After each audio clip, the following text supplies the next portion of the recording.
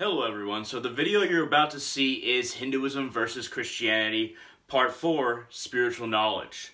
Now this is a part in a short mini-series that I've done on YouTube that is way after the last part that I did in the series. Now Part 3 was several months ago, but I never really had the material that I wanted for Part 4, Spiritual Knowledge, and kind of comparing Hinduism versus Christianity in regards to spiritual knowledge. But I think that this conversation that I had with my friend has a lot of information that overlaps the two religions of Hinduism and Christianity, and really allows them to connect. Now, I'm Hindu and my friend's Christian, and this was a very natural conversation because until the very end, he didn't realize that we were recording, and then he realizes, and thinks and kind of had in the back of his head that we were recording, and he says that at the end. But it was a very natural conversation between me and my friend, and I just wanted to share this information with you, and we're going to go ahead and make it, Part 4 in this mini-series, Hinduism versus Christianity, Part 4. So, what you're about to see is very natural, and it came after several conversations we had and a few videos that we actually made the same night. And this was last night that we made this video. If you have any comments, questions, concerns, shoot them down in the comment section below. I would love to hear your ideas about the information that I'm about to basically explain in this video and my friend's feedback. If you have anything to say about what my friend said, feel free to put it on the comment section below. If you like this video, I'll hit that thumbs up down there. And don't forget that I'm also on Patreon now, www.patreon.com/darkrealist. Capital E, capital R, one word. Once again, www.patreon.com/darkrealist. So feel free to support me on that site. I only ask for $1 a month if you want to donate more, and that's great. If you do end up becoming my patron, you get videos that I don't place on YouTube. There are videos that I talk about personal things and personal ideas that I do not place on YouTube, and you'll get access to that for $1 a month at least. So without further ado, let's get to Hinduism versus Christianity, Part 4, Spiritual Knowledge.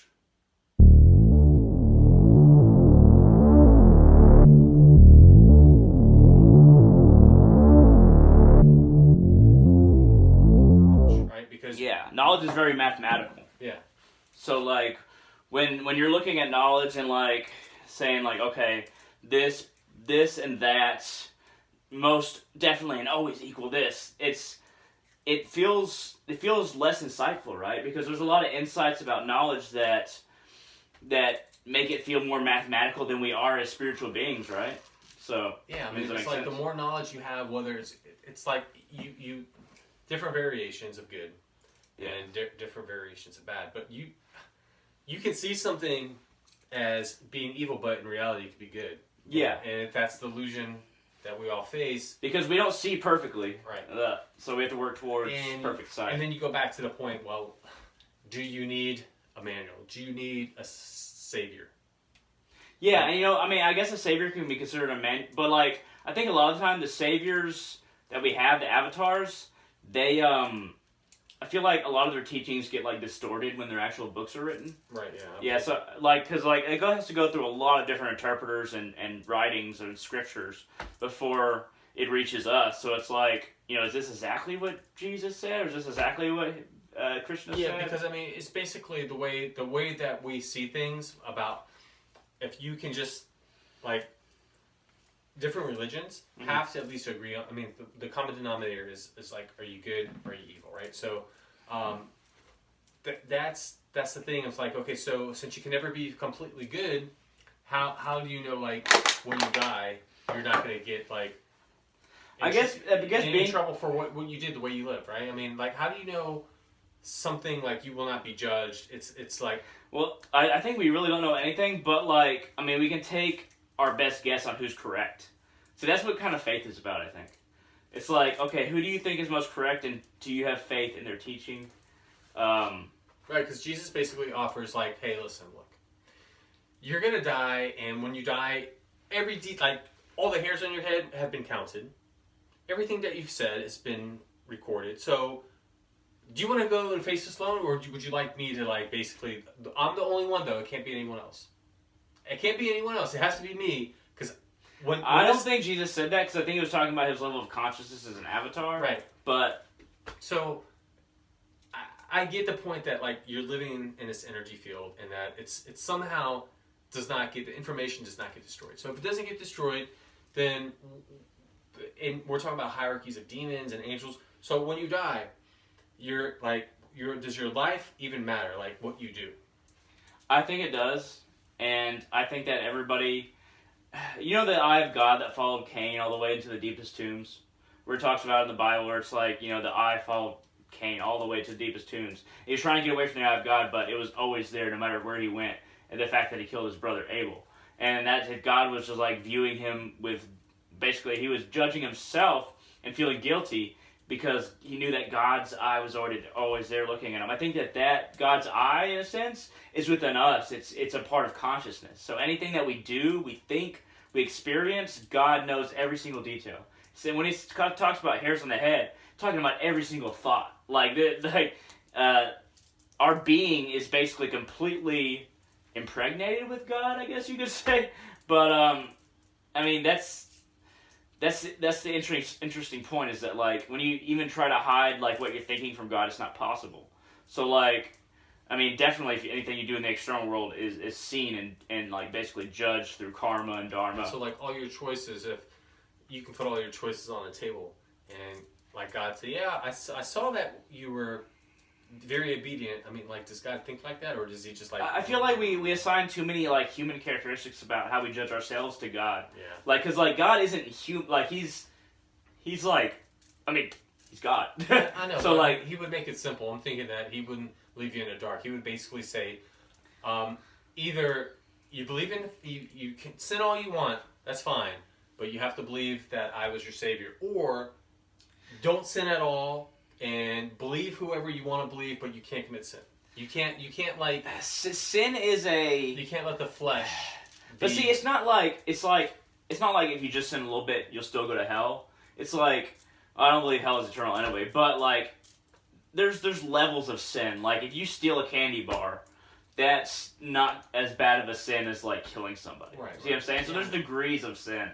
It's not just like black or white on sin, in my opinion. And I'm combining not just Christianity but Hinduism and other spiritual beliefs, you know, that I am. But I'm mainly Hindu. But yeah, it's always an interaction with, you know, the degrees of your self-knowledge of if you know what you're doing is bad, and if you do it anyway, and if you keep on doing that regardless, then you build up a certain amount of bad karma. So like, if you don't know what you're doing is bad, like if somebody's completely ignorant about, you know, what's right or wrong, then I think that they don't incur as much sin because they just don't know. It's like ignorance is bliss, right? I mean, like if you don't know about God, if you're in a tribe that has no idea of sin, then it's like, how could that person even feel guilty? Because deep down, everybody that sins feels guilty, right? Like, yeah, sure. Deep down. So like a person who doesn't know what's right or wrong, it's like, can you put the same judgment scale on them? So it's all about like degrees of, I think knowledge of sin is another degree that will amplify it if you know what you're doing is wrong and how you know what you're doing is wrong. Right, yeah. So like there's a lot of factors, but like a lot of Catholic priests will say, look, like if you're in a tribe that never heard of Jesus, like how can you possibly think that he's your savior? It's like, you just never heard, I mean, there's plenty of tribes and even peoples. If you're born in a Muslim community that never liked Jesus or anything, like, how can you possibly accept him as your savior? Like, how can you be judged that way? So I think it's all about perspective. But yeah. Does that make sense? Yeah, it makes sense. Yeah. But anyway, yeah. It's just, I mean, it's like what your relationship is with God. And yeah, I mean, like, that's the most important part is, like, it's between you and God. Like, so nobody else can judge. I mean, like, of course we should have prisons and, like, crimes and stuff like that to create society, but nobody else can really judge you besides God. Well, you said, like, not to fear God, but it doesn't matter because you automatically fear God. You know why? Because you're seeking pure knowledge and information, so it's like you're afraid. You're trying to back up your... That's an unnecessary step, though. I feel like the loving God and doing the right thing because it's right is a greater thing than doing the right thing because you're afraid of God. I'll always think that because I've heard many spiritual people talk, like spiritual teachers talk about it. It's like, and you know, if you need to fear God in order to do the right thing, that's good. Like, I mean, you can fear God all you want, that's fine. But I'm just saying, like, if you only have love in your heart for God and you really love God, you can still do the right thing and you'll do it out of love and not fear. But I mean, it's not that fearing God is a bad thing or like you shouldn't fear God. It's just that loving God, I think, is a higher quality of relationship. Sure, yeah, no, absolutely. That's just my opinion. No, it is. It's a good point. There's nothing wrong with fearing God. I mean, so that's the whole thing about like spirituality is that it's all very, very similar to going out to the wilderness, because the wilderness at the same time is dangerous. During the day, you go walk out right to your family's property, and it's beautiful, and you see the sun and the dogs out, right? But in West Texas out there. Yeah, but at night you can't see and you don't like right. So property. It's the same. It's the same thing. It's like, so, you know, it's beautiful, but it has two sides to it, and it's like sometimes being in the dark is not. It's like there's nothing you could do. It's like the relationships you have with God should see, that's the thing. When you're in the dark and like you feel like and there's really not a lot you can do. It's all about incremental progress. Like you have to create a little bit more and a little bit more light in your heart, because like if you're like in a terrible environment spiritually and you know, even out in the world, or if you're in a bad society or whatever, it's all about making all those little decisions, making all those little right decisions. About, you know, not, you know, fear. I don't think fear is a sin, but it can cause a lot of sin if you just are afraid and you just focus on survival.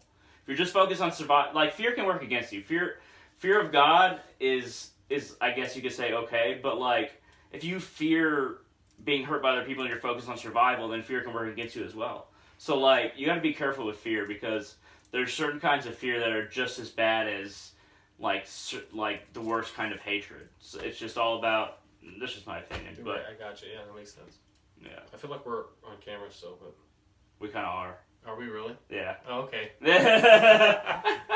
I started it. And I was wondering this whole time. I'm like, I thought he stopped recording. No. I made a new video, and I was just gonna record you naturally. Perfect, yeah. I was gonna record you naturally, so you talk more. It worked out though. Yeah, that's not a problem. That's cool. That's the best. All right. Thank you very much for watching. Y'all have a great day.